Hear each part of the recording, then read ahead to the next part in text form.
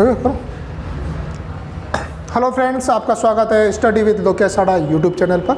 और हम हिस्टोग्राफी की उस श्रृंखला में बात कर रहे थे इंडियन हिस्ट्री की हड़प्पा सभ्यता पर। हमने पिछले 2 वीडियो में हड़प्पा सभ्यता के सामान्य परिचय के साथ हड़प्पा सभ्यता की उत्पत्ति और इसके निर्माताओं के संदर्भ में बात की थी। आज हम इस सिंधु घाटी सभ्यता के अलग अलग जो एस्पेक्ट है उस पर बात करेंगे, यानी कि सिंधु घाटी सभ्यता में नगरीय जीवन जो इसकी प्रमुख विशेषता मानी जाती है वह किस प्रकार का था, और दूसरा यहाँ का जो राजनीतिक स्टेटस था वह किस प्रकार की यहाँ की राजनीतिक व्यवस्था थी। उसके अलावा यहाँ का सामाजिक और धार्मिक स्थिति पर हम इसकी बात करेंगे। लेकिन जो पहला हमारा टॉपिक है और जो इस सिंधु घाटी सभ्यता की एक प्रमुख विशेषता मानी जाती है वह है यहाँ का नागरिक जीवन, या फिर अगर हम बात करें तो नागरिक जीवन या नगरीय जीवन। सिंधु घाटी सभ्यता या हड़प्पा सभ्यता के नगरीय जीवन के संदर्भ में अगर बात की जाए तो ये जो नगरीय जीवन था वह नगरीय जीवन इस प्रकार की व्यवस्था को प्रस्तुत करता है जिससे कि यह सभ्यता विश्व की अन्य सभ्यता जो मेसोपोटामिया या मिस्र की सभ्यता थी उससे इस हड़प्पा सभ्यता को श्रेष्ठ साबित कर देती है। यहाँ पर अगर हम बात करें तो जो नगरीय जीवन था, इस नगरीय जीवन को आप एक भौगोलिक व्यवस्था के रूप में भी देख सकते हैं, यानी कि भौगोलिक स्थिति के संदर्भ में अगर बात की जाए तो यहाँ की जो भौगोलिक स्थिति थी वो सामान्यतः इस तरीके से डिवाइडेड की जा सकती थी या बांटी जा सकती है। यहाँ पर एक सिंधु घाटी सभ्यता का एक स्थल है और इसमें आपको इसे 2 भागों में विभाजित किया गया है। इसका एक भाग जो पूर्वी क्षेत्र था, इस पूर्वी क्षेत्र का जो भाग था ये छोटा था आकार के रेफरेंस में, और यहाँ पर शासकीय लोग निवास करते थे, इस वजह से इसे दुर्ग क्षेत्र कहा गया। यहाँ से हमें विशाल दुर्ग के साक्ष्य प्राप्त होते हैं। जबकि इस टीले का जो पश्चिमी भाग था, इस पश्चिमी भाग में सामान्य जनता निवास करती थी और इसे नगरीय टीला कह के संबोधित किया गया। तो यहाँ पर हम ये कह सकते हैं कि सिंधु घाटी सभ्यता में जो प्रत्येक स्थल थे वो प्रत्येक स्थल सामान्यतः 2 भागों में विभाजित होते थे, एक शासकीय वर्ग या शासक वर्ग का निवास स्थल और एक सामान्य जनता का निवास स्थल। लेकिन कुछ स्थल जिसमें जैसे अगर हम बात करें धोलावीरा के संदर्भ में बात करें तो वहाँ से हमें इसके 3 साक्ष्य प्राप्त होते हैं, 3 तरह के क्षेत्रों के बारे में हमें जानकारी प्राप्त होती है। और यह तीसरा जो हमें प्राप्त होता है वो बाजार या मार्केट पैलेस के रूप में हमें उसकी जानकारी मिलती है। यहाँ पर अगर हम बात करें तो इसकी जो भौगोलिक स्थिति है वो भौगोलिक स्थिति 2 तरीके से, एक दुर्ग क्षेत्र और एक नगरीय क्षेत्र। दुर्ग क्षेत्र और नगरीय क्षेत्र के 2 साक्ष्य हमें यहाँ से प्राप्त हुए।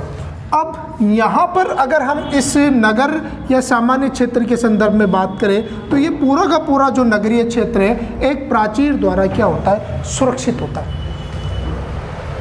हड़प्पा सभ्यता में जो प्रत्येक स्थल था वो प्रत्येक स्थल एक सामान्य प्राचीर द्वारा सुरक्षित होता था। लेकिन यहाँ पर कुछ स्थल हैं जो क्षेत्र हैं, ये नगरीय क्षेत्र अलग अलग प्राचीर द्वारा सुरक्षित है। और यहाँ पर लेकिन कुछ 4 स्थल ऐसे हैं जो एक ही प्राचीर से सुरक्षित हैं। एक प्राचीर से सुरक्षित जो स्थल है उसके हमें साक्ष्य जो प्राप्त होते हैं वह 4 स्थलों के धोलावीरा, सुरकोटड़ा, लोथल और कालीबंगा। ये 4 स्थल ऐसे हैं जहां पर दुर्ग और जो सामान्य निवास क्षेत्र हैं वो पूरे के पूरे एक ही प्राचीर द्वारा क्या है, सुरक्षित है। जबकि अन्य स्थलों की अगर हम बात करें तो वह दुर्ग क्षेत्र एक अलग प्राचीर द्वारा सुरक्षित है, जबकि सामान्य निवास क्षेत्र अलग प्राचीर द्वारा सुरक्षित है। अब यहाँ पर कुछ एक कन्फ्यूजन एक चीज़ और होती है कि हड़प्पा और मोहनजोदड़ो में स्थिति क्या है। यहाँ पर अगर हम हड़प्पा के संदर्भ में बात करें तो नगरीय प्राचीर का अभाव प्राप्त होता है। नगरीय प्राचीर का हमें यहाँ से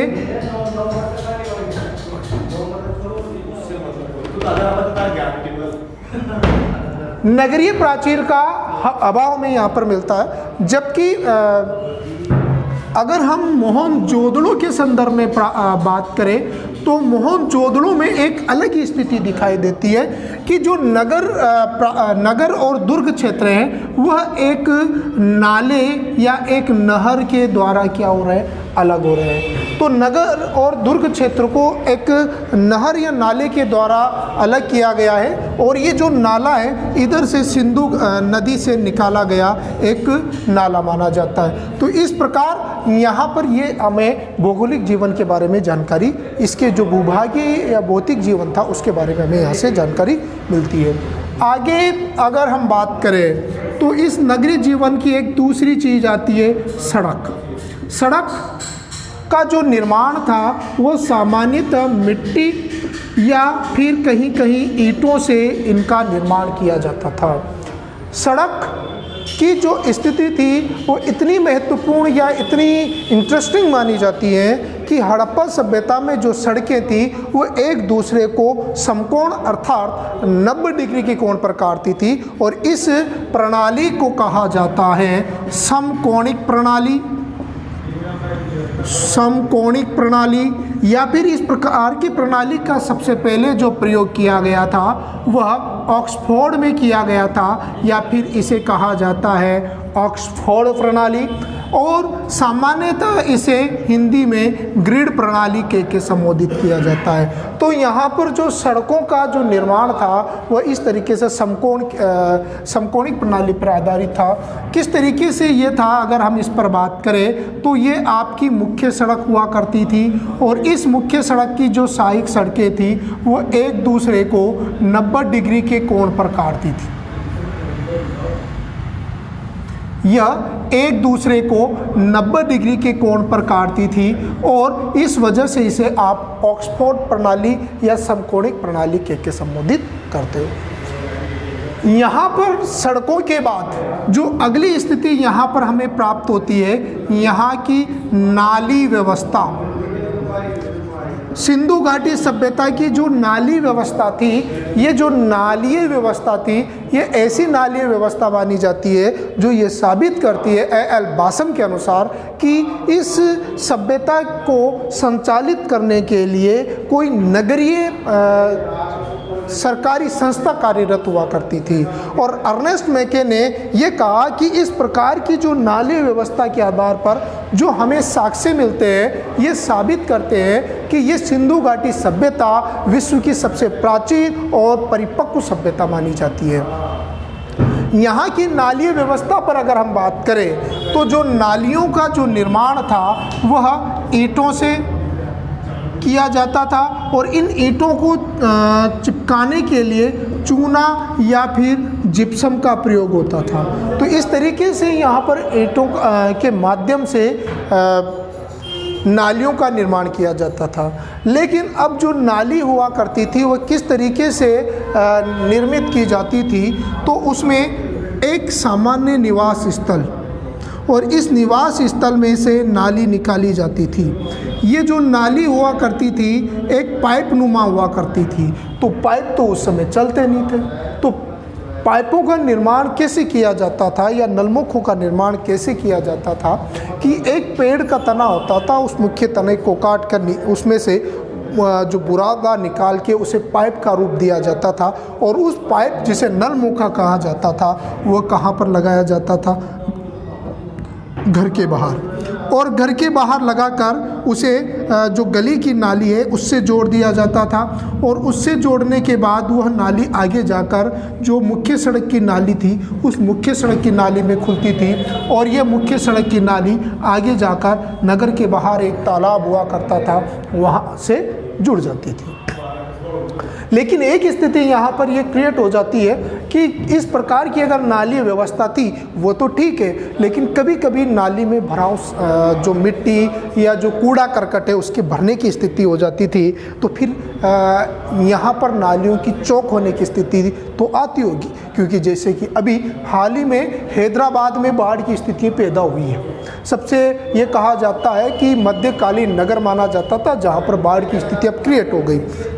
तो ये स्थितियाँ शायद यहाँ पर भी हुआ करती थी, तो यहाँ पर भी इस प्रकार की जानकारी मिलती है। लेकिन यहाँ की जो नालियों का निर्माण था वो एक विशेष प्रकार से किया जाता था। यहाँ पर इनमें चेम्बर लगाए जाते थे, और ये जो चेम्बर होते थे ये चेम्बर एक तरीके से खोलने के रूप में किए जाते थे। अगर इस नाली को हम इंटरनल रूप से कि अंदर आंतरिक रूप से कैसे निर्मित किया जाता था, तो यह नाली और उसमें गड्ढा करके आगे फिर ये नाली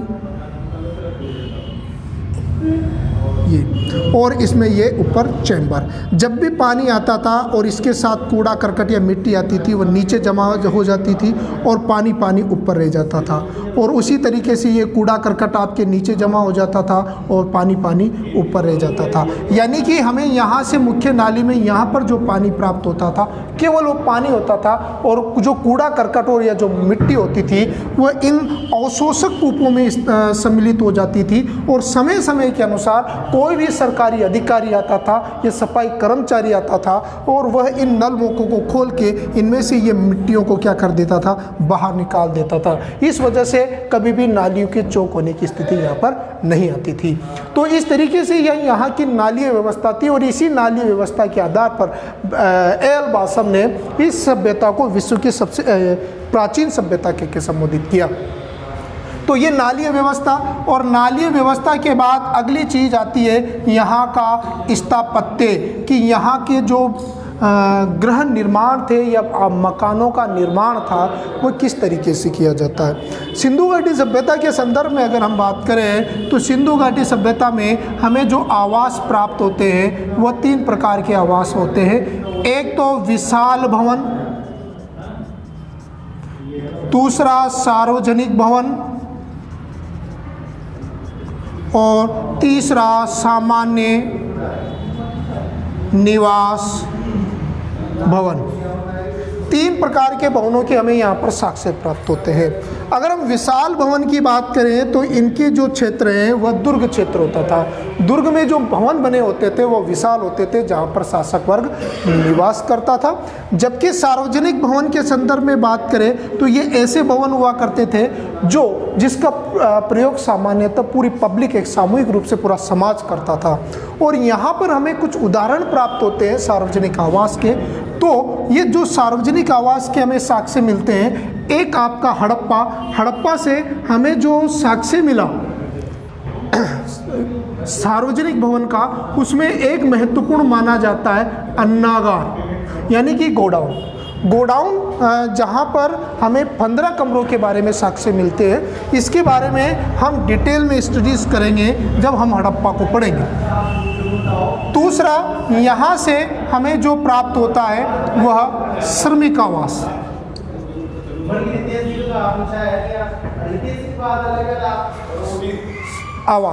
श्रमिक आवास के हमें यहाँ से साक्ष्य प्राप्त होते हैं। उसी संदर्भ में अगर हम मोहनजोदड़ो में बात करें कि मोहनजोदड़ो से जो सार्वजनिक भवन थे वो किस तरीके से, मोहनजोदड़ो से हमें जो सार्वजनिक भवन प्राप्त होते हैं उनमें अगर बात की जाए तो एक तो सबसे महत्वपूर्ण माना जाता है विशाल स्नानागार जो हमें मोहनजोदड़ो से प्राप्त हुआ। जबकि उसी तरीके से अगर हम बात करें तो पुरोहित सभा और सभा स्थल,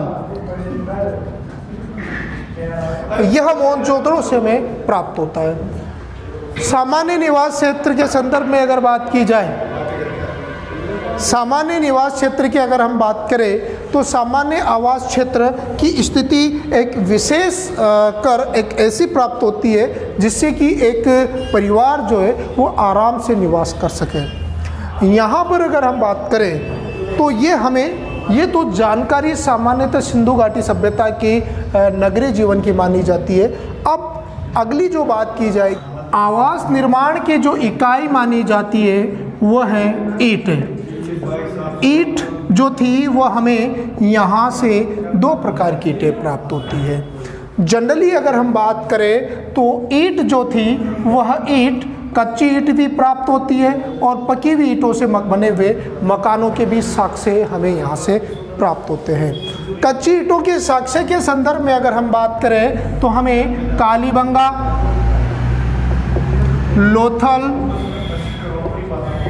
और रंगपुर ऐसे 3 स्थल है जहाँ से हमें कच्ची ईंटों से बने हुए सामान्य आवास प्राप्त होते हैं, जबकि सामान्यतः जितने स्थल हैं वहाँ से आग में पकाई हुई ईंटों के हमें साक्ष्य प्राप्त होते हैं। दूसरा, अगर हम इस ईंट के परिमाप के संदर्भ में बात करें तो यहाँ से जो ईंटों का हमें परिमाप प्राप्त होता है वो सामान्यतः 4:2:1 के रूप में प्राप्त होता है।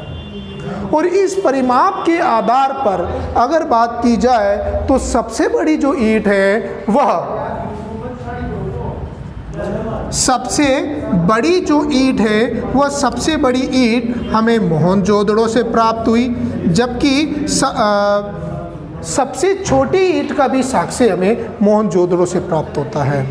मोहनजोदड़ो से हमें एक ऐसी ईंट प्राप्त होती है जिसका जो परिमाप था वह 51.53/26.23/12.08 सेंटीमीटर क्यूब यहाँ की उस ईंट का परिमाप था।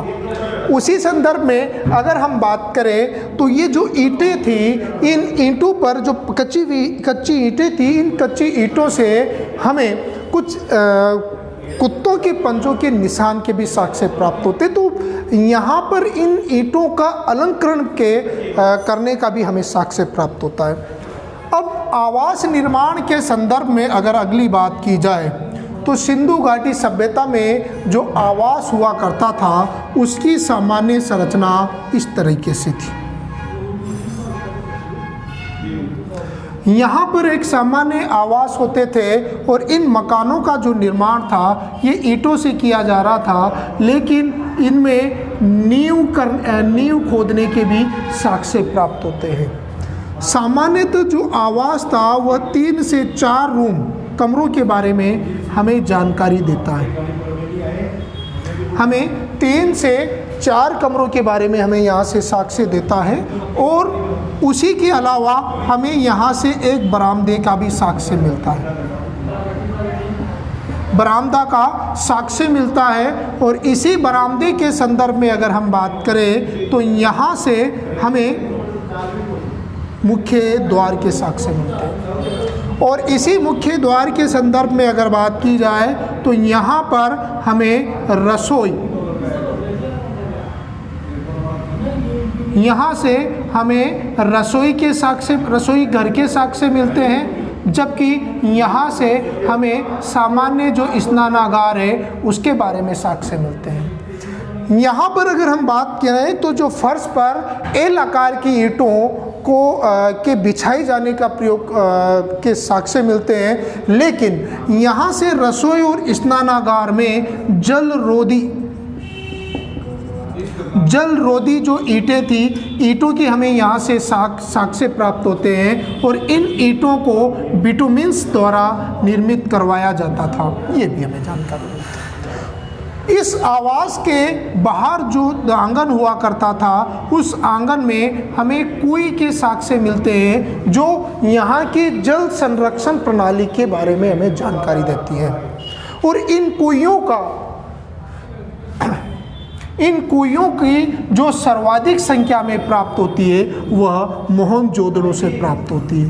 तो इस प्रकार यहाँ पर सिंधु घाटी सभ्यता वो स्थल है जो ये साबित करता है कि इस नगरीय जो सभ्यता थी, इस नगरीय सभ्यता में प्राचीन काल में एक सुविकसित रूप, एक साक्ष्यों के आधार पर और एक तार्किक और लॉजिकल टेक्निक के आधार पर नगरीय जीवन का रूप किस तरीके से प्रदान किया जाता है। अगली क्लास में हम यहाँ की जो राजनीतिक और सामाजिक जीवन है उस सामाजिक जीवन पर आपसे बात करेंगे। जब तक के लिए धन्यवाद। काय हो